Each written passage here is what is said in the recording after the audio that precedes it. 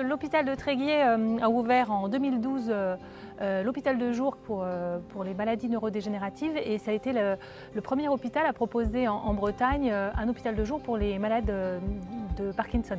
Notre travail consiste à l'hôpital de jour dans la rééducation de groupes de patients atteints de maladies de Parkinson et nous rééduquons leur dysarthrie, c'est-à-dire les troubles de la voix et de la parole. Dans le cadre de l'handicap moteur, donc souvent on a tendance à penser à la motricité au niveau des membres, etc. Mais ça peut être aussi la motricité vocale. Donc effectivement, dans ce cadre-là, il y a beaucoup de troubles de l'élocution ou du langage qui peuvent survenir au cours de l'évolution de la maladie. Et des fois, je veux lire des choses à haute voix parce qu'on nous le conseille.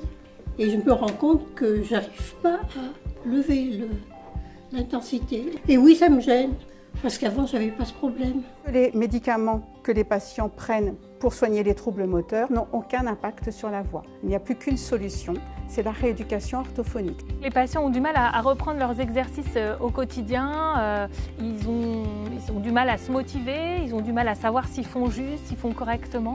Donc de là est née l'idée de développer une application pour les guider au mieux.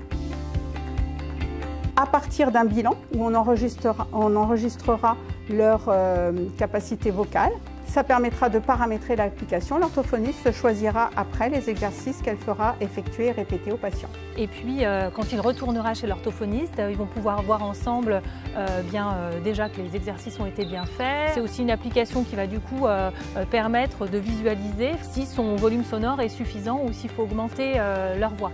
On a aujourd'hui élaboré un cahier des charges avec nos partenaires, les sociétés 3D West et puis Fechter Electronics. Les deux ensemble vont nous permettre effectivement de créer cette application. L'objectif dans ce projet, c'est que l'application puisse fonctionner sur toutes les tablettes, tous les téléphones. Et donc d'abord, on doit faire des tests sur les microphones qui sont dans ces appareils pour être capable de les exploiter au mieux et de les utiliser comme des capteurs qui nous permettent de faire des mesures précises sur la voix des patients. Ce que l'on veut, c'est donc obtenir le financement de la première brique, la première étape qui va nous permettre de développer l'application. Un grand merci à la Fondation MAF qui nous a sélectionnés et aux contributeurs du LUL qui vont nous aider à développer cette application et à redonner leur voix aux patients.